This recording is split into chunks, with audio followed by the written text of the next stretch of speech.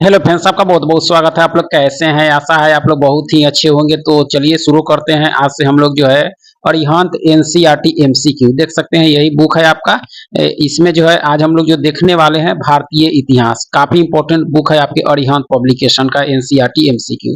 तो इसमें हम लोग भारतीय इतिहास में सबसे पहले प्राचीन भारत से जो है सबसे पहला चैप्टर आपके ऐतिहासिक स्रोत से संबंधित इसमें जितने भी प्रश्न दिए गए हैं उन सारे प्रश्नों को देखने वाले हैं। यह बुक जो है आपके एग्जाम के लिए काफी इंपॉर्टेंट है। आजकल के जो एग्जाम हो रहे हैं उस पैटर्न को देखा जाए तो यह बुक आपके लिए काफी इंपॉर्टेंट है। और ये हम लोग ऐतिहासिक स्रोत में जो देखेंगे, ऐतिहासिक स्रोत में कई खंड में जो है इसको बांटकर इसमें दिया गया है। जैसे आपके ऐतिहासिक स्रोत, पुरातात्विक स्रोत, साहित्यिक स्रोत, इतिहास लेखन और विविध, यानी इन सब खंडों में जो है बांटकर प्रश्न इसमें दिए गए हैं व्याख्या के साथ। तो चलिए शुरू करते हैं। अगर आप चैनल पर नए हो तो चैनल को लाइक और सब्सक्राइब जरूर करें। चलिए शुरू करते हैं। तो सबसे पहले आपके पुरातात्विक स्रोत से संबंधित प्रश्न। सबसे पहला प्रश्न है कि प्राचीन कालीन स्थलों के उत्खनन के संबंध में निम्नलिखित कथनों में से जो है कौन सा असत्य है, यानी प्राचीन कालीन स्थलों के उत्खनन के संबंध में निम्नलिखित में से कौन से कथन आपके जो है असत्य है, यानी गलत कौन से हैं। तो पश्चिमोत्तर भारत में नगरों की स्थापना जो है 2500 ईसा पूर्व में हुई, यह कथन आपका सही है। ठीक है। दूसरा है केवल जो है उत्तर भारत में 100 के साथ जो है औजार मिले हैं, कथन जो है दूसरा कथन यही गलत है आपका। ठीक है। यह क्यों गलत है? तो देखा जाए कि प्राचीन कालीन स्थलों के उत्खनन के संबंध में जो है कथन भी असत्य है, क्योंकि न केवल जो है उत्तर भारत में बल्कि दक्षिण भारत में भी शवों के साथ औजार, हथियार, मिट्टी के बर्तन आदि को जो है दफनाने का प्रचलन था। तो इसलिए दूसरा जो है कथन क्या आपका गलत है। इन कब्रों के ऊपर एक जो है घेरे में बड़े बड़े पत्थर जो है खड़े कर दिए जाते थे, जिसे जो है महापाषाण कहा जाता था आपका। तो इस तरह से दूसरा कथन क्या आपका गलत है। तीसरा है कि उत्खनन से किसी संस्कृति की भौतिक अवस्था जो है उद्घाटित होती है, ये कथन आपका सही है। उपरोक्त में से कोई नहीं। तो देखा जाए तो दूसरा कथन क्या है, असत्य है आपका। चलिए आगे है कि प्राचीन सिक्कों के संबंध में निम्नलिखित कथनों पर विचार कीजिए और कौन से कथन आपके सत्य हैं। तो देखी जाए तो कौन से कथन सत्य है। तो पहला है कि प्रारंभिक सिक्कों पर जो है प्रतीक चिन्ह मिलते हैं, यह कथन सही है आपका। बाद के सिक्कों पर जो है राजाओं और देवताओं के नाम मिलते हैं, ये भी कथन सही है। तीसरा है कि सिक्कों के आधार पर राजवंशों के इतिहास का जो है पुनर्निर्माण किया जाता है, तो ये भी कथन सही है। यानी देखा जाए तो पहला, दूसरा और तीसरा तीनों कथन जो है आपका सही है। आइए व्याख्या देखा जाए कि प्राचीन सिक्कों के संबंध में दिए गए सभी कथन जो है सत्य है। प्राचीन सिक्कों के अध्ययन को जो है मुद्रा शास्त्र यानी निमिस्मेटिक्स कहा जाता है। ठीक है। प्राचीन काल में धातु मुद्रा या जो है सिक्का ही प्रचलन में था। प्राचीन काल में जो है धातु मुद्रा या सिक्का ही प्रचलन में था, जिसे आहत मुद्रा कहते थे। क्या कहते थे? आहत मुद्रा आपका। ठीक है। इन मुद्राओं पर जो है वृक्ष, देवी देवताओं और जंगली जानवरों आदि के जो है प्रतीक चिन्ह और जो है संकेतकों के चिन्ह मिले हैं आपका। ठीक है। प्राचीन काल में कुछ सिक्के ऐसे भी प्राप्त हुए हैं जिन पर राजाओं और देवताओं के नाम तथा जो है तिथियां उल्लिखित है। ऐसे सिक्कों में जो है गुप्त शासक समुद्रगुप्त के अश्वमेध, वीणा वादन प्रकार के जो है सिक्के एवं जो है कनिष्क के सिक्कों पर जो है शिव की आकृति आदि मिलती है। ठीक है। इन सिक्कों की सहायता से राजवंशों के इतिहास का जो है पुनर्निर्माण मुद्रा शास्त्रियों द्वारा किया जाता है। तो इस तरह से देखा जाए तो इसमें सारे कथन क्या है, सही है आपके। चलिए तीसरा है कि अभिलेखों के संबंध में निम्नलिखित कथनों पर विचार करें और कौन से कथन सत्य नहीं है आपके, कौन से कथन आपके इसमें से सत्य नहीं है। तो देखा जाए तो पहला कहता है कि अभिलेखों के अध्ययन को जो है एपिग्राफी कहा जाता है, यह कथन सही है। ठीक है। दूसरा है कि कार्पस इंस्क्रिप्शन इंडिकेरम में जो है केवल मौर्य काल के अभिलेखों को जो है प्रकाशित किया गया है, यह कथन क्या है, सही नहीं है आपका। क्यों सही नहीं है? तो देखा जाए तो अभिलेख के संबंध में कथन दो जो है असत्य है, क्योंकि कार्पस जो है इन क्रिप्शन जो है इंडिकेरम नामक जो है ग्रंथमाला में केवल मौर्यों के ही नहीं बल्कि मौर्योत्तर तथा गुप्त काल के अधिकांश अभिलेखों को भी जो है संकलित कर जो है प्रकाशित किया गया है। तो इसलिए दूसरा कथन जो है आपका सही नहीं है। तीसरा कथन जो है अशोक के अभिलेख ब्राह्मणी, खरोष्टी और अरमाइक लिपि में मिलते हैं, तो यह कथन सही है। पहला और तीसरा सही है, दूसरा कथन आपका सही नहीं है आपका। ठीक है। चलिए आगे है कि पुरातात्विक स्रोतों के रूप में जो अभिलेखों की भूमिका पर विचार कीजिए, अभिलेखों की भूमिका पर विचार कीजिए और कौन से कथन आपके सही हैं। तो देखी जाए तो कौन से कथन सही हैं, तो अभिलेख केवल पत्थर पर उत्कीर्ण किए मिलते हैं, यह कथन जो है सही नहीं है आपका। ठीक है, पहला कथन जो है सही नहीं है, यानी पहला कथन सही नहीं है क्योंकि अतीत को जानने के लिए जो अभिलेखों का अध्ययन किया जाता है, ऐसे अभिलेख पत्थर अथवा धातु जैसी जो है अपेक्षाकृत कठोर सतहों पर जो है उत्कीर्ण किए मिलते हैं आपका, तो इसलिए पहला कथन सही नहीं है। दूसरा कथन है कि कुछ अभिलेखों में राजाओं और जो है रानियों सहित अन्य व्यक्तियों के जो है विवरण मिलते हैं, यह कथन आपका सही है। अभिलेखों के माध्यम से शासक अपनी विजयों का जो है लेखा जोखा रखते थे, ये भी कथन आपका सही है। देखा जाए दूसरा और तीसरा कथन सही है। कुछ अभिलेख ऐसे मिलते हैं जिनमें जो है राजाओं तथा रानियों सहित जो है अन्य स्त्री पुरुष ने भी जो है अपने कार्यों के विवरण उत्कीर्ण करवाए। शासक जो है अभिलेखों के माध्यम से लड़ाइयों में अर्जित विजय का जो है लेखा जोखा रखते थे आपका। तो इस तरह से देखा जाए तो पहला गलत है, दूसरा और तीसरा कथन आपका इसमें सही है आपका। ठीक है, पुरातत्वविद के संबंध में निम्नलिखित कथनों पर विचार कीजिए और कौन से कथन सही नहीं है आपके, कौन से कथन सही नहीं है। तो वर्तमान में बनी वस्तुओं का अध्ययन करने वाला व्यक्ति जो है पुरातत्वविद कहलाता है, यह कथन आपका सही नहीं है। क्यों नहीं है, देखा जाए तो ये नहीं है क्योंकि अतीत में बनाई गई एवं जो है प्रयोग में लाई गई वस्तुओं का अध्ययन करने वाला व्यक्ति जो है पुरातत्वविद कहलाता है। ये पत्थर और ईंट से बनी इमारतों के जो अवशेषों और चित्रों तथा जो मूर्तियों का अध्ययन करते हैं। तो इस तरह से देखी जाए तो पहला कथन सही नहीं है। दूसरा है कि पुरातत्वविद जानवरों, चिड़ियों आदि की जो हड्डियों की सहायता से यह जान पाते हैं कि लोग जो अतीत में क्या खाते थे। तो दूसरा कथन क्या है, सही है आपका, पहला कथन सही नहीं है आपका। ठीक है, अब यहाँ से आपका साहित्यिक स्रोत से संबंधित है आपका। ठीक है, निम्नलिखित में से कौन सा एक जो है अकुलिस पाशुपत संप्रदाय पर जो है प्रकाश डालता है, कौन सा डालता है आपका, तो हुविस्क की मुद्रा ये भी डालता है आपका। दूसरा है कि चंद्रगुप्त द्वितीय का मथुरा अभिलेख ये भी है आपका। भवभूति का जो है मालती माधव ये भी है आपका, ये आपका नहीं है। तीसरा नहीं है। चौथा है कि पाणिनि का अष्टाध्यायी ये भी है आपका। और पांचवा है वान भट्ट की कादम्बरी, ये सब डालता है, लेकिन आपका भवभूति का जो है मालती माधव नहीं डालता है। यहाँ इसका विश्लेषण देखा जाए तो कुषाण शासक जो है हुविस्क की मुद्रा, गुप्त शासक चंद्रगुप्त द्वितीय के जो है मथुरा अभिलेख, पाणिनि की जो है व्याकरणीय रचना अष्टाध्यायी, और वान भट्ट ने जो है अपनी रचना कादम्बरी के माध्यम से जो है लकुलिस पाशुपत संप्रदाय पर जो है प्रकाश डाला है। लकुलिस से पाशुपत संप्रदाय शैव संप्रदाय की एक प्रमुख शाखा है। इसका प्रवर्तक जो है लकुलिस को माना जाता है। इसका उदय जो है गुजरात में हुआ था। 6ठी से 9वीं सदी के मध्य तक जो है इसका विस्तार मैसूर एवं जो है राजस्थान तक हो गया था। वायु पुराण, लिंग पुराण तथा जो है कर्म पुराण में भी जो है इस संप्रदाय का उल्लेख मिलता है। गुजरात के कायावरोहन नामक स्थान पर जो है लकुलिस की मूर्ति का जो है उल्लेख मिलता है। तो इस तरह से देखा जाए तो ऑप्शन डी इसके सही उत्तर हो जाएंगे आपके। चलिए आगे है कि साहित्यिक स्रोत के रूप में वेदों के संबंध में निम्नलिखित कथनों पर विचार कीजिए और इसमें से कितने कथन सही नहीं है।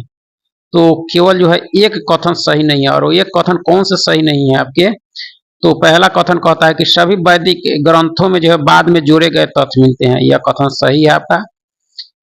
ऋग्वेद में मुख्यतः जो है देवताओं की वस्तुति है, यह कथन भी सही है। वैदिक साहित्यों में जो कर्म कांड और जो है पौराणिक आख्यान का वर्णन नहीं है, यह कथन आपका सही नहीं है। क्यों सही नहीं है, देखा जाए तो साहित्यिक स्रोत के रूप में जो है वेदों के संबंध में केवल एक कथन यानी तीसरा सही नहीं है, क्योंकि ऋग्वेद के अतिरिक्त सभी वैदिक साहित्यों में जो है वस्तुतियों के साथ साथ जो है कर्म कांड, जादू टोना जो है आख्यानों का विवरण मिलता है। तो इसलिए जो है देखा जाए तो इसमें तीसरा कथन सही नहीं है। ठीक है, चलिए यहाँ जो है कितने युग्म सही है आपके, इसमें कितने युग्म सही है, तो केवल 3 युग्म सही है। कौन कौन से, पहला कि मेरुतुंड के रचनाकार जो है आपके प्रबंध चिंतामणि जो है सही है आपका। दूसरा है कि सोमेश्वर कीर्ति कौमुदी, ये भी कथन सही है आपका। तीसरा कालिदास ऋतु संहार, नान सिंह के उत्तर रामचरित्र, यह जो है मिलान सही नहीं है। देखा जाए तो यहाँ व्याख्या देखी जाए तो प्रबंध चिंतामणि की रचना जो है मेरुतुंड ने की, 5 खंडों में विभाजित ये जो है इस जैन ग्रंथ की रचना 1304 ईस्वी में हुई थी आपके। कीर्ति कौमुदी की रचना जो है सोमेश्वर ने जो है संस्कृत में की थी। इस काव्य से जो है चालुक्यवंशीय इतिहास के विषय में जो है जानकारी प्राप्त होती है। ऋतु संहार की रचना जो है महाकवि कालिदास ने की थी। इसमें जो है 6 ऋतुओं का जो है सुंदर वर्णन किया गया है। चौथा सुमेलित नहीं है, क्योंकि उत्तर रामचरित की रचना नानसेन ने नहीं बल्कि जो है भवभूति ने की थी। नानसेन ने जो है मिलिंद पन्हों की रचना की थी। तो इस तरह से चौथा कथन देखा जाए तो नानसेन की रचना जो है उत्तर रामचरित नहीं है आपका। ठीक है, ये आगे है कि निम्नलिखित कथनों पर विचार कीजिए और इसमें कौन से कथन सही हैं आपके, कौन से कथन सही हैं। तो पहला कहता है कि हरिश्चंद्र समुद्र के दरबार का जो है प्रसिद्ध कवि था, एकदम सही है आपका। ठीक है, दूसरा है कि उसने जो है देवी चंद्रगुप्तम काव्य की रचना की। यह जो है कथन बिल्कुल गलत है आपका। यह क्यों गलत है तो देखी जाए तो हरिश्चंद्र गुप्त वंशीय शासक समुद्रगुप्त के दरबार में रहने वाले राजकवि था, जो संस्कृत में जो है रचनाएं रचता था। वह प्रयागराज यानी उत्तर प्रदेश में स्थित प्रयाग प्रशस्ति का जो है रचनाकार था। प्रयाग प्रशस्ति का रचनाकार था। इसने जो है काव्यात्मक विशिष्टता के साथ इसकी जो है रचना की, जिसमें जो है समुद्रगुप्त व्यक्तिगत एवं जो है विजयों का विवरण किया गया है। दो सही नहीं है, क्योंकि देवी चंद्रगुप्तम हरिसेन की नहीं बल्कि जो है विशाख दत्त की प्रसिद्ध रचना है। तो देखी जाए तो देवी चंद्रगुप्तम जो है विशाख दत्त की है। यह प्रयाग प्रशस्ति की भी रचना की। यह कथन सही है, तो दूसरा कथन इसमें सही नहीं है आपके। ठीक है, तो पहला और तीसरा यानी ऑप्शन डी इसके सही उत्तर हो जाए। चलिए आगे है कि रात तरंगनी से संबंधित निम्नलिखित कथनों पर विचार कीजिए। रात तरंगनी से संबंधित निम्नलिखित कथनों पर जो है विचार कीजिए और उपयुक्त में से कितने कथन सही है आपके, कितने कथन इसमें देखी जाए तो सही है आपका। तो यानी सही देखा जाए तो कलहन द्वारा जो है रात तरंगनी कश्मीर से संबंधित ऐतिहासिक ग्रंथ माना जाता है। यह सही है आपका। इसकी रचना संस्कृत में जो है महाभारत की शैली के आधार पर की गई। ये भी सही है आपका। यह पहली कृति है जिसमें आधुनिक काल के इतिहास लेखन के जो है लक्षण मौजूद है। ये भी कथन सही है। कलहन किसी के दरबार में नहीं रहा तथा जो है चाटुकारिता विवरण न देखकर जो है तटस्थ विवरण देता है। तो ये भी कथन सही है। तो ये काफी इंपॉर्टेंट प्रश्न है आपका। तो रात तरंगनी के संबंध में चारों कथन जो है आपके क्या है, सही है, देख सकते हैं। रात तरंगनी से संबंधित सभी कथन सही है। कलहन कृत रात तरंगनी कश्मीर से संबंधित ऐतिहासिक ग्रंथ माना जाता है। यह जो है संस्कृत भाषा में लिखित है। इसकी रचना जो है महाभारत की शैली के आधार पर की गई है। रात तरंगनी की विश्वसनीयता इस बात से अधिक जो है पुष्ट होती है कि कलहन किसी के दरबार में नहीं रहा तथा जो है चाटुकारिता विवरण न देकर जो है तटस्थ विवरण देता है। इस ग्रंथ के लेखन में यथासंभव सावधानी बरती गई है। ठीक है, उसने कश्मीर के शासकों को जो है लिखित आदेश तथा जो है प्राचीन शासकों के जीवन चरित्र का जो है अध्ययन करके संभवतः सभी चित्र प्रस्तुत करने का जो है प्रयत्न किया। कलहन ने अपने विवरण में सभी शासकों के गुण दोषों का निष्पक्ष विवेचना की आपका। ठीक है, विवेचन की है आपका। तो इस तरह से चारों कथन सही है आपका। ठीक है, चलिए आगे है कि भारतीय इतिहास के संदर्भ में अलेक्जेंडर री एच जो है लॉन्गहर्स्ट, रॉबर्ट सुल्वे, जेम्स बर्गेस तथा जो है वाल्टर जो है इलियट किस गतिविधि से जुड़े थे आपके। तो पुरातात्विक उत्खनन से संबंधित थे ये सारे लोग आपके। देख सकते हैं भारतीय इतिहास के संदर्भ में अलेक्जेंडर री एच जो है लॉन्गहर्स्ट और रॉबर्ट स्वेल, जेम्स बर्गेस तथा वाल्टर जो है इलियट पुरातात्विक उत्खनन से जुड़े थे। इन सभी ने जो है दक्षिण भारत में विशेष रूप से जो है कार्य किए, जहां उन्होंने जो है पुरातात्विक अवशेषों की खोज की इन लोगों ने।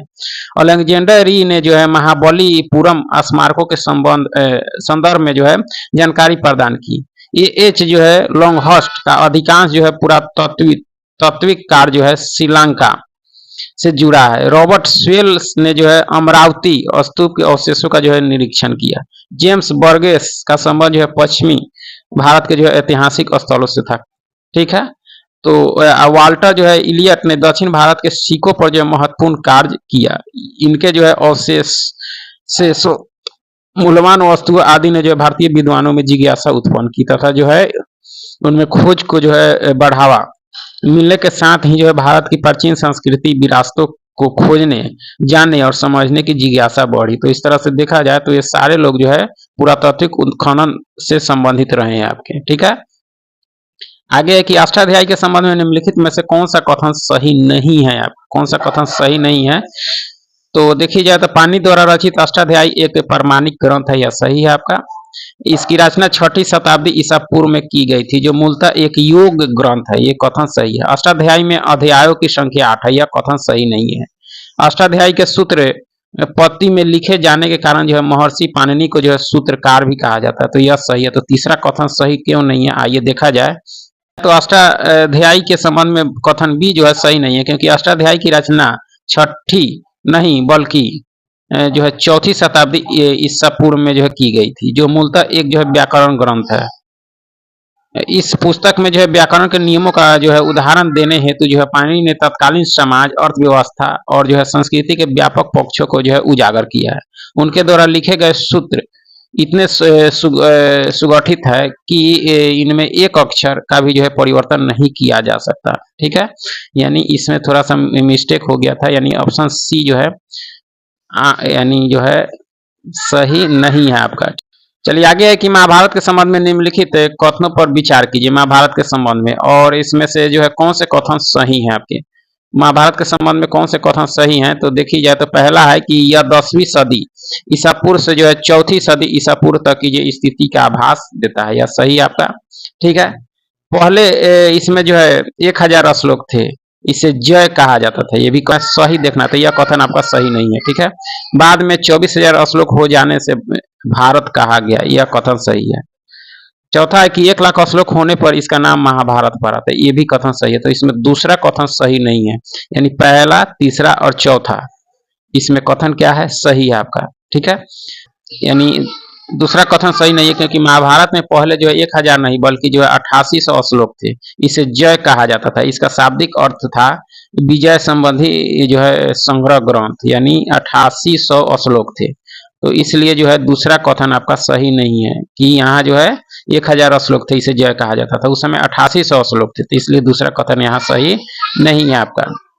और भी देखी जाए तो महाभारत धार्मिक साहित्य का एक प्रमुख स्रोत है, जिसे जो है वेद व्यास द्वारा लिखा गया है, वेद व्यास द्वारा लिखा गया है। ठीक है, इस महाकाव्य में 10वीं सदी ईसा पूर्व से जो है 4थी शताब्दी ईसा पूर्व तक की जो है स्थिति का वर्णन किया गया है। इस महाकाव्य में श्लोकों की संख्या 24,000 हो जाने की स्थिति में इसे जो है भारत जो है नाम दिया गया, क्योंकि इसमें जो है प्राचीनतम वैदिक जन भारत के वंशजों की जो है गाथा का वर्णन किया गया है। इस महाकाव्य में जो है अंत श्लोकों की संख्या जो है 1 लाख होने के पश्चात इसे मूल रूप से महाभारत या जो है सप्त सहस्त्री संहिता के नाम से भी जाना गया आपका। ठीक है, चलिए आगे है आपका कि बौद्ध ग्रंथों के संबंध में निम्नलिखित कथनों पर विचार कीजिए और उपयुक्त में से कौन से कथन सही हैं आपके, कौन से कथन सही है। तो प्राचीनतम बौद्ध ग्रंथ पाली भाषा में लिखे गए, यह सही है आपका। दूसरा है कि पाली भाषा कन्नौज या उत्तरी बिहार में बोली जाती थी, यह कथन सही नहीं है आपका। ठीक है, तीसरा है बुद्ध के पूर्व जन्मों की कथाएं जातक कहलाती, ये भी सही है आपका। तो दूसरा कथन सही क्यों नहीं है, तो देखा जाए तो दूसरा कथन सही क्यों नहीं है, क्योंकि पाली जो है भाषा जो है कन्नौज या उत्तरी बिहार में नहीं बल्कि मगध अर्थात दक्षिणी बिहार में बोली जाती थी, मगध अर्थात दक्षिणी बिहार में बोली जाती थी, तो इसलिए दूसरा कथन सही नहीं है। और सब के बारे में देखा जाए तो प्राचीनतम बौद्ध ग्रंथों को ईसा पूर्व 2री शताब्दी में अंतिम रूप से जो है श्रीलंका में संकलित किया गया था। बौद्ध ग्रंथों के धार्मिक शिक्षा से संबंधित अंश बुद्ध के जो है समय की स्थिति का बोध कराते हैं। यह बौद्ध ग्रंथ जो है पाली भाषा में लिखे गए थे। बौद्धों के धार्मिक साहित्य से में सबसे जो है महत्वपूर्ण और रोचक तथा जो महात्मा बुद्ध के पूर्व जन्म की कथाएं हैं, यह कथाएं जातक कहलाती है। पूर्व जन्म की कहानी जो है जातक कहलाती है। यह जातक कथाएं एक प्रकार की लोक कथाएं हैं जो ईसा पूर्व 5वीं सदी से 2री सदी तक की सामाजिक और आर्थिक स्थिति पर प्रकाश डालती है आपका। ठीक है, तो इस तरह से कौन से कथन सही है आपके, तो पहला और तीसरा सही है, दूसरा कथन सही नहीं है आपका।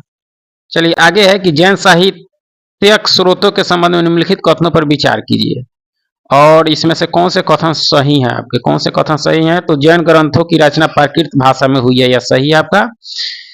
दूसरा कहता है कि ईसा की 8वीं सदी में जो है बल्भी में उन्हें जो है संकलित किया गया है, यह कथन क्या है, सही नहीं है आपका। ईसा की 8वीं सदी में बल्भी में उन्हें जो है संकलित किया गया, यह कथन सही नहीं है आपका, क्योंकि ईसा की 6ठी सदी में नहीं बल्कि 6ठी जो है सदी में गुजरात के बल्लभी नगर में जो है जैन ग्रंथों के अंतिम रूप में जो है संकलित किया गया। तो इसलिए दूसरा कथन क्या है, सही नहीं है। तीसरा कथन कहता है कि जैन ग्रंथों में जो है व्यापार और व्यापारियों के उल्लेख बार बार मिलते हैं। तो यह कथन सही है आपके, ठीक है। पहला और दूसरा कथन सही है। बौद्ध ग्रंथ के साथ साथ जो है जैन ग्रंथ भी एक महत्वपूर्ण साहित्यिक स्रोत रहे हैं, जिनकी रचना प्राकृत भाषा में की गई है आपका।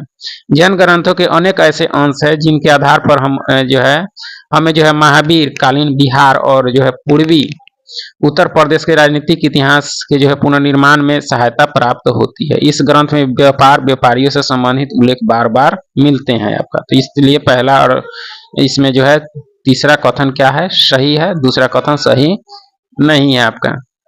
आगे है कि कौटिल्य के अर्थशास्त्र के अनुसार जो निम्नलिखित में से कौन से कथन सही है आपके, कौन से कथन सही है। तो देखी जाए तो पहला है कि न्यायिक दंड के परिणाम स्वरूप कोई व्यक्ति दास हो सकता था। यह क्या है, सही है आपका। स्त्री दास जो है अपने मालिक के संसर्ग से पुत्र जनन पर कानूनी रूप से मुक्त हो जाती थी। ये भी कथन सही है।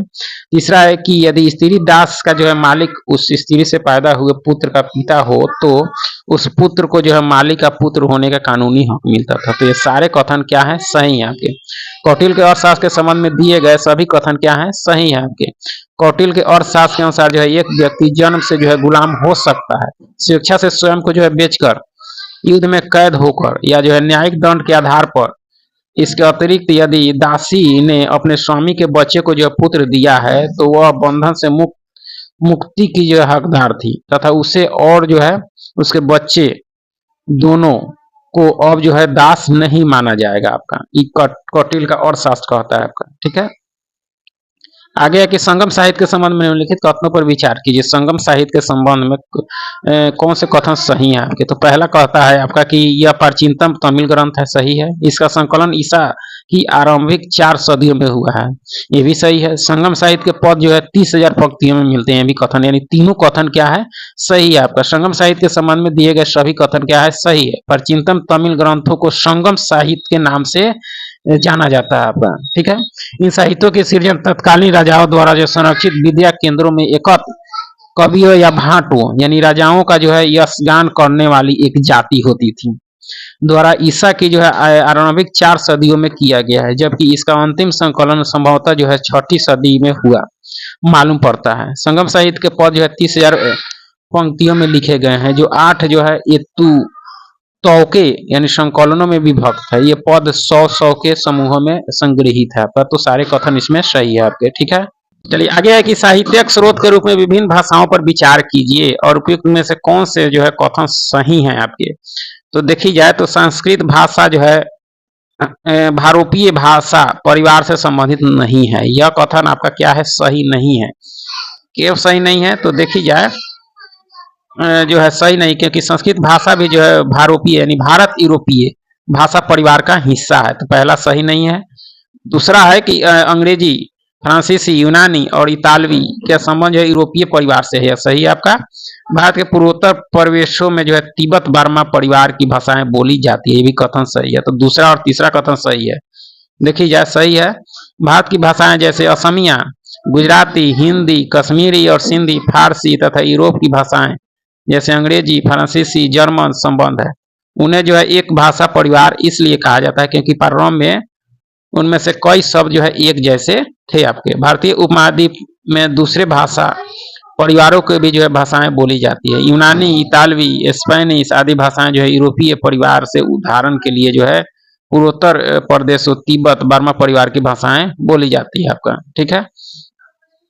यहाँ जो है सुमेलित नहीं है, कौन से युग में आपके सुमेलित नहीं है, तो जियोग्राफी टॉलमी सही है आपका।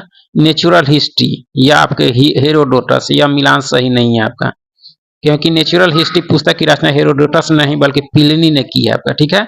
सी यू की ह्वेनसांग, इंडिका मेगास्थनीज। तो इस तरह से दूसरा जो है मिलान सही नहीं है आपका, ठीक है।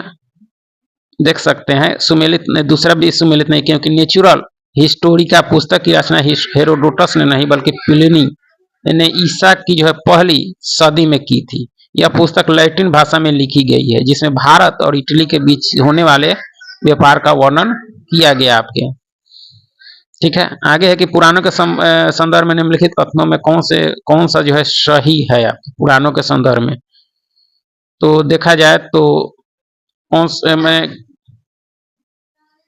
इसमें देखा जाए, पहला कहता है कि विष्णु पुराण में जो है मौर्य वंश की जानकारी मिलती है, सही है। वायु पुराण गुप्त वंश की शासन व्यवस्था पर प्रकाश डालता है, ये भी सही है। तो ये दोनों कथन आपका सही है। देखा जाए पुराणों के संबंध में जो है दोनों कथन सही है आपके। विष्णु पुराण का संबंध मौर्य वंश से, जबकि वायु पुराण का संबंध गुप्त वंश से संबंधित है, जिससे गुप्त वंश के शासन व्यवस्था का उल्लेख मिलता है आपका। आगे जो है आपके लेखक और उनसे संबंधित रचनाएं दी गई है आपके।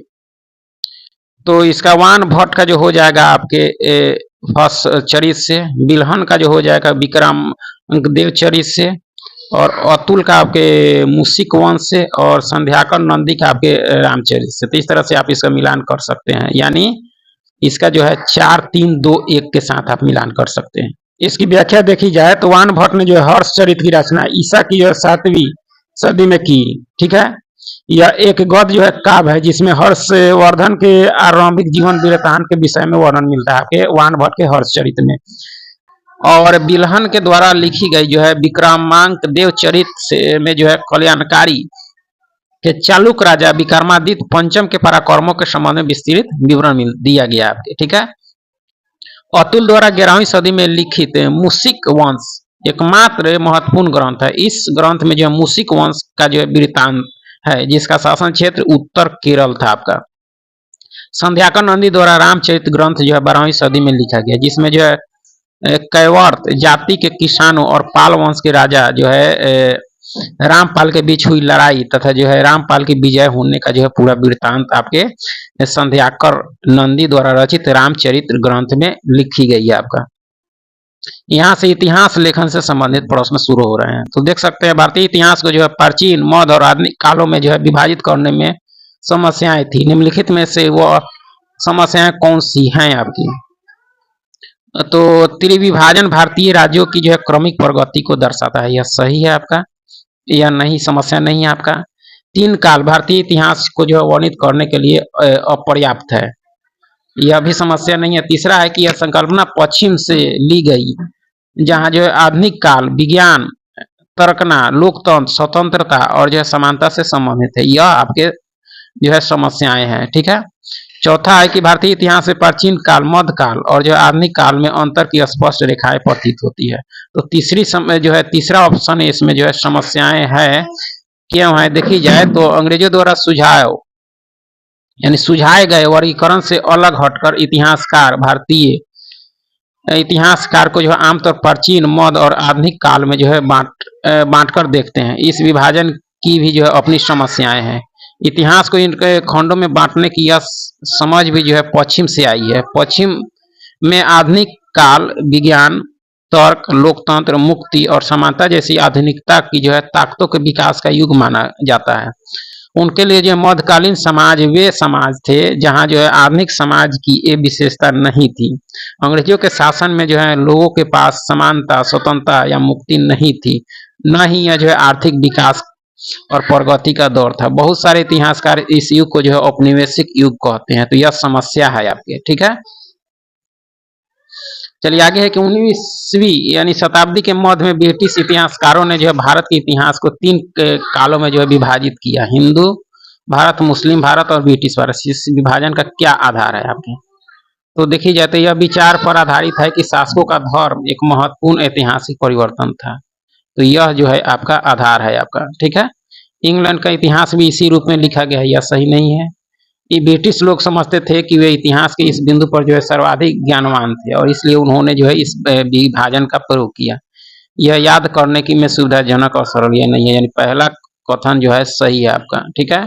देख सकते हैं कि 1817 ईस्वी में स्कॉटलैंड के अर्थशास्त्री और राजनीतिक दार्शनिक जेम्स मिल ने 3 विशाल खंडों में ए हिस्ट्री ऑफ ब्रिटिश इंडिया, आपके 8वां की किताब पढ़िएगा तो उसमें मिलेगा, ब्रिटिश भारत का इतिहास यानी नामक एक पुस्तक लिखी। इस पुस्तक में उन्होंने भारत के इतिहास को हिंदू, मुस्लिम और ब्रिटिश इन 3 कालखंडों में बांटा। यह इस विचार पर आधारित है कि शासकों का धर्म एक महत्वपूर्ण ऐतिहासिक परिवर्तन था, ठीक है। कालखंडों के इस निर्धारण को जो है अधिकांश लोगों ने मान भी लिया। इतिहास को अलग अलग कालखंडों में बांटने का जो है यह कारण यह है कि हम एक दौर की जो है विशेषताओं उसके केंद्रीय तत्वों को जो है पकड़ने की कोशिश करते हैं। इसलिए ऐसे शब्द जो है महत्वपूर्ण हो जाते हैं, जिनके सहारे हम समय को जो है बांटते हैं। ये शब्द जो है अतीत के बारे में हमारे विचारों को जो है दर्शाते हैं। वे हमें जो है बताते हैं कि एक अवधि से जो है दूसरी अवधि के बीच आए परिवर्तन का क्या महत्व होता है आपका। ठीक है, जेम्स मिल ने 3 खंडों में बांटा भारतीय इतिहास को, हिंदू, मुस्लिम और ब्रिटिश में। आगे है कि प्राचीन दक्षिण भारत में जो संगम साहित्य के बारे में निम्नलिखित कथनों में कौन से कथन सही है आपके। प्राचीन दक्षिण भारत में संगम साहित्य के बारे में कौन से कथन सही हैं। तो वह संगम कविताओं में जो है भौतिक संस्कृति का कोई संदर्भ नहीं है, यह कथन आपका सही नहीं है। वर्ण का जो है सामाजिक वर्गीकरण संगम कवियों को ज्ञात था, यह कथन आपका सही है आपका। ठीक है, देखी जाए तो प्राचीन दक्षिण भारत में संगम साहित्य के बारे में कथन भी सही है। संगम यानी संगम साहित्य से ज्ञात होता है कि वर्ण का सामाजिक वर्गीकरण संगम कवियों को ज्ञात था। संगम साहित्य में प्रेम और राजाओं की प्रशंसा पर आधारित यानी अधिक जो है बल दिया गया। संगम साहित्य को 3 भागों क्रमशः पत्थुपातु, इत्युथोके तथा जो है पदिनेन किलकंकु में बांटा गया। यह साहित्य संगम युग का विवरण देता है आपका। ठीक है, चलिए आगे है कि कौन से जो है युग में सुमेलित नहीं है आपके।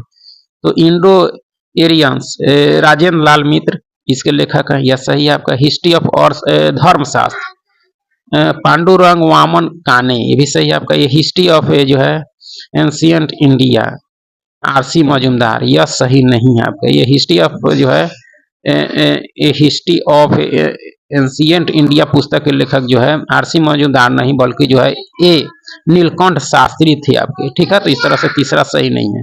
ये history of the south India, Neelkanth Shastri, यह सही है आपका। तो तीसरा कथन सही नहीं है आपका।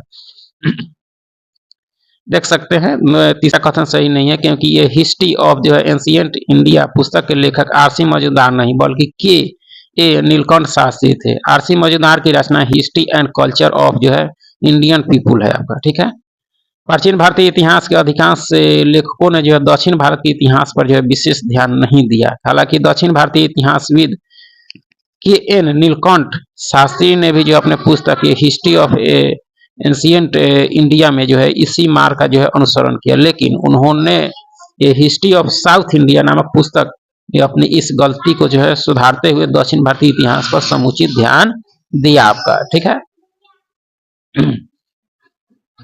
चलिए आगे है कि और राजनैतिक इतिहास लेखन के संबंध में जो है निम्नलिखित कथनों पर विचार कीजिए और कौन से कथन सही हैं आपके।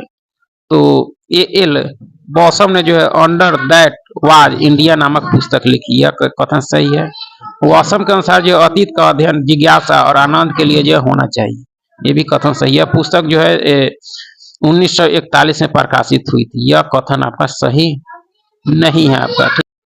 यानी तीसरा कथन सही नहीं, क्योंकि ए बॉसम की पुस्तक जो अंडर दैट वाज इंडिया 1941 में नहीं बल्कि 1951 में प्रकाशित की गई थी। ठीक है, तो देखिए राजनैतिक इतिहास लेखन के संबंध में जो है कथन 1 और 2 सही है। ब्रिटिश इतिहासकार एवं जो है संस्कृतविद ए एल बॉसम ने जो अपनी पुस्तक अंडर दैट वाज इंडिया में जो है प्राचीन भारतीय संस्कृति और जो है सभ्यता के जो है विभिन्न पक्षों को सुव्यवस्थित ढंग से प्रस्तुत किया है और उन दोषों को नहीं दोहराया है जिसमें जो है पूर्व लेखन वी स्मिथ जो है ग्रसित थे आपका। ठीक है, ए एल बॉसम के कुछ लेखों से यह पता चलता है कि वे नास्तिक संप्रदायों के जो है भौतिकवादी दर्शन में रुचि रखते थे।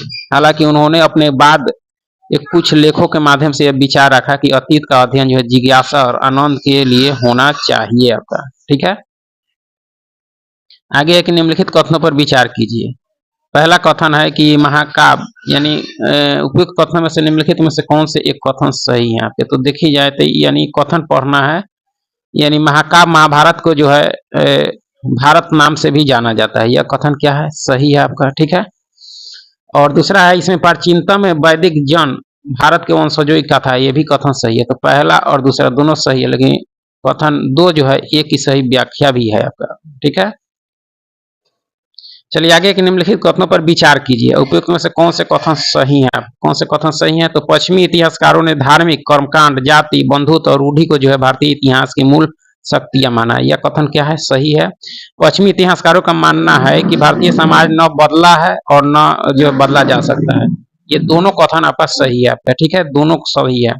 पश्चिमी लेखकों ने जो भारत के संबंध में सामाजिक, आर्थिक और सांस्कृतिक क्रिया का स्थान जो है पर जो है राजनीतिक गतिविधियों को जो है व्यापक महत्व देना प्रारंभ किया। उन्होंने इस बात पर भी बल दिया कि सभी जो है महत्वपूर्ण वस्तुएं भारत में जो है आयातित नहीं है। कालांतर में उन्होंने धार्मिक धारणाएं, कर्मकांड, जाति, वर्ण, बंधुत्व और रूढ़ि को भी जो है भारतीय इतिहास के मुख्य तत्वों में शामिल किए। पश्चिमी इतिहासकार जो है भारत के पिछड़ेपन का कारण बदलाव के प्रति उनकी जो है नकारात्मक चेतना को जो है उद्धृत करते हैं। काफी इंपॉर्टेंट है आपका। चलिए अब जो है ऐतिहासिक स्रोत में विविध से संबंधित प्रश्न आपके। प्राचीन भारतीय इतिहास के संबंध में कौन से कथन सही नहीं है आपके? तो प्राक, आर्य, हिंद, आर्य, यूनानी ने जो है भारत को अपना घर बनाया, यह सही है आपका। आर्य संस्कृति जो है उत्पाद जो उपादान यानी उपादान हड़प्पा सभ्यता के अंग है, यह कथन आपका सही नहीं है आपका। दूसरा कथन सही नहीं है, सही नहीं है क्योंकि प्राचीन भारतीय इतिहास के संबंध में आर्य संस्कृति जो है उपादान हड़प्पा संस्कृति के अंग नहीं है, बल्कि ये जो है आपके उत्तर के वैदिक और संस्कृत मूलक संस्कृति के अंग है आपके, ठीक है। प्राचीन भारतीय संस्कृति की जो है विलक्षणता यह रही है कि इसे जो है उत्तर और दक्षिण तथा जो है पूर्व और पश्चिम संस्कृति जो है उपादान जो है समेकित हो गए आपके, ठीक है। तो इस तरह से दूसरा कथन सही नहीं है। तीसरा है कि प्राक आर्य जातीय उपादान दक्षिण की द्रविड़ संस्कृति से आए, सही है आपका, ठीक है। आगे है कि प्राचीन भारतीय इतिहास की विशेषताओं पर विचार कीजिए और कौन से कथन सही है। तो उत्तर भारत में वर्ण व्यवस्था का जन्म हुआ है, सही है आपके। वर्ण व्यवस्था ने ईसाइयों को जो है प्रभावित जो है नहीं किया, यह कथन जो है कौन से कथन सही है। तो पहला कथन सही है, वर्ण व्यवस्था ने जो ईसाइयों को प्रभावित नहीं किया, ये कथन गलत है आपके। मुसलमान भारतीय व्यवस्था से प्रभावित हुए, ये भी कथन आपका सही है आपका। तो देखिए या व्याख्या देखी जाए, कुछ जो है गलती भी दिया है।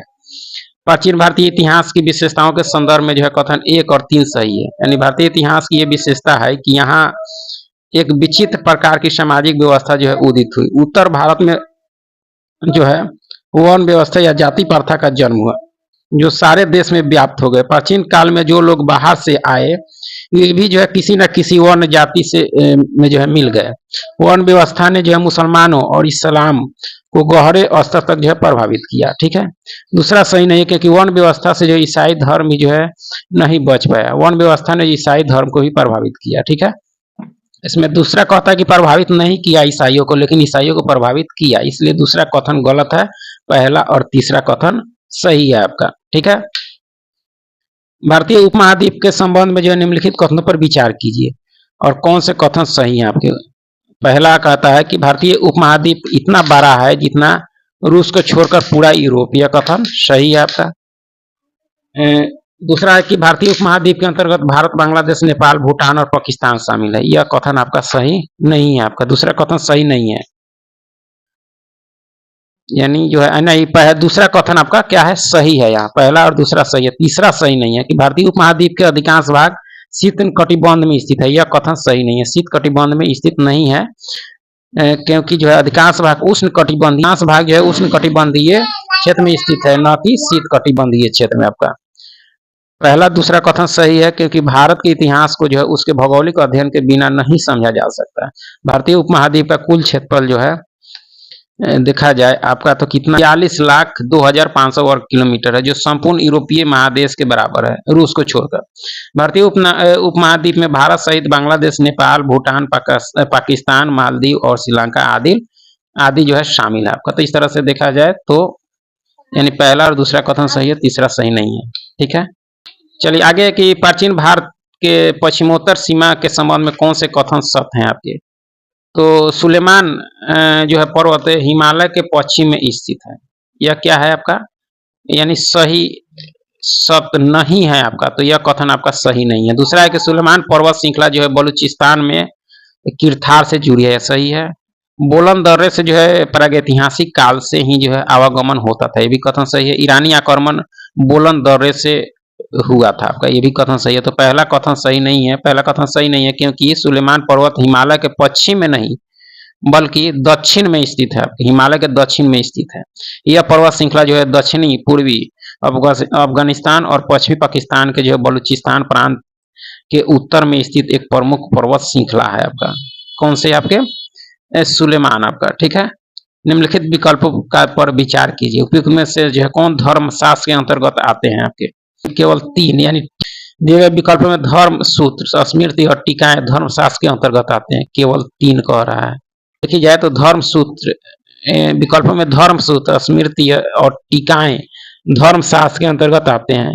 लौकिक साहित्य प्रचुर मात्रा में उपलब्ध है, विधि ग्रंथों को उसी कोटि में जो है रखा जा सकता है। उन ग्रंथों में जो है धर्म सूत्र, स्मृति और टीकाएं भी जो है शामिल है, जिन्हें जो है धर्मशास्त्र कहा जाता है। धर्म सूत्रों का संकलन जो है 500 से 200 ईसा पूर्व में हुआ था आपका, ठीक है। मुख्य स्मृतियां ईसा की जो है आरंभिक 6 सदियों में जो है संहिताबद्ध की गई थी। उनमें विभिन्न वर्णों, राजाओं और पदाधिकारियों के कर्तव्य का जो है विधान किया गया है। इनमें संपत्ति के अर्जन, विक्रय और जो है उत्तराधिकार के नियम, साहित्य, विवाह के जो है विधान भी जो है दिए गए हैं तथा चोरी, हमला, हत्या, व्यभिचार आदि के लिए दंड का विधान किया गया है आपका। तो इस तरह से देखी जाए ऑप्शन से क्लियर हो रहा है आपका, यानी व्याख्या से आपका, ठीक है। विदेशी विवरण से निम्नलिखित कथनों पर विचार कीजिए। विदेशी विवरण से निम्नलिखित कथनों पर विचार कीजिए। कितने कथन सही हैं इसमें, तो केवल 2 कथन सही हैं। और 2 कथन कौन कौन से सही हैं आपके, तो विदेशी विवरण से संबंध में यमन लोग जो है पोतों पर आते सोना लेकर सूखा अंजीर खरीदते थे और स्थानीय लोगों को जो सूरा और दासिया पहुंचाते थे, यह कथन सही नहीं है। दूसरा कथन जो है कि यमन लोग जो स्थानीय लोगों को जो है सूरा और दासिया पहुंचाते थे, यह कथन सही है। कावेरी पट्टनम का बंदरगाह के रूप में जो है समृद्धिपूर्ण विवरण मिलता है, यह कथन सही है। तो पहला कथन सही क्यों नहीं है, क्योंकि यमन लोग जो है अपने अपने पोतों पर आते और सोना देकर जो है सूखा अंजीर नहीं बल्कि गोल मिर्च खरीदते थे। क्या करते थे, गोल मिर्च खरीदते थे, इसलिए पहला कथन सही नहीं है आपका। और दूसरा और तीसरा कथन सही है। विदेशी विवरण में जो बहुत से नगरों का उल्लेख मिलता है, उनमें जो है उल्लिखित कावेरी पट्टनम का समृद्धिपूर्ण अस्तित्व पुरातात्विक साक्ष्य से समर्थित हुआ है आपका, ठीक है। एक महत्वपूर्ण बंदरगाह था। विवरणों से यह जानकारी मिलती है कि यमन लोग जो स्थानीय लोगों को सूरा और दासियां पहुंचाते थे। ये व्यापार हम केवल जो है लैटिन और ग्रीक लेखों से ही नहीं बल्कि पुरातात्विक साक्ष्यों से भी जानते हैं। व्यापार और वाणिज्य के बारे में विदेशी विवरणों से जो जानकारी मिलती है उसकी जो है पुरातात्विक प्रमाणों से भी जो है पुष्टि होती है आपका, ठीक है। चलिए आगे है कि प्राचीन भारत में जो है धातुओं की प्राप्ति के संबंध में निम्नलिखित कथनों पर विचार करें और कौन से कथन सही है। सोने का सबसे पुराना अवशेष जो 1800 ईसा पूर्व में कर्नाटक से प्राप्त हुआ है, यह सही है। आपके प्राचीन काल में जो है आंध्र प्रदेश शीशे के उत्पादन से प्रसिद्ध था, यह सही है। मेसोपोटामिया से टीन आयात होता था, यह कथन सही नहीं है। मेसोपोटामिया से नहीं, अफगानिस्तान से जो है प्राप्त होता था आपका, आयात होता था आपका, ठीक है।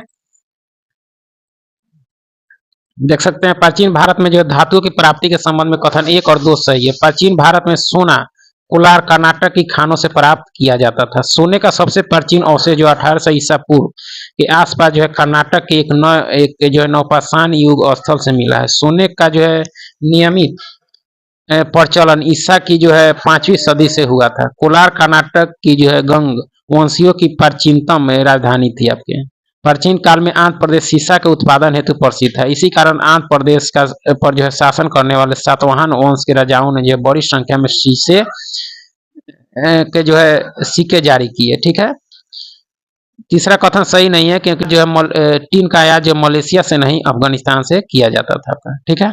आगे है कि वैदिकोत्तर संस्कृति जो मुख्यतः लोहे के प्रयोग पर जो आश्रित थी का विकास मुख्यतः किस क्षेत्र में हुआ आपके, तो मध्य गंगा घाटी में हुआ आपके, ठीक है।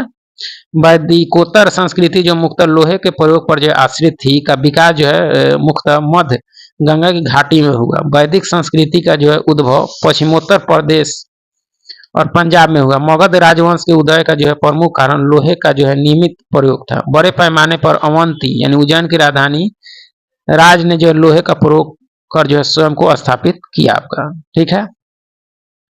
आगे कि भारत के भौगोलिक ढांचे के संबंध में निम्नलिखित कथनों पर विचार कीजिए और कौन से कथन सही हैं आपके। भौगोलिक ढांचे के संबंध में कौन से कथन सही हैं तो देखी जाए तो पहला कथन कहता है कि उत्तर में ताप्ती यानी दमन, उत्तर में ताप्ती यानी दमन गंगा और दक्षिण में भीमा के बीच का प्रदेश जो है महाराष्ट्र के रूप में पहचाना जा सकता है। यह सही है आपका।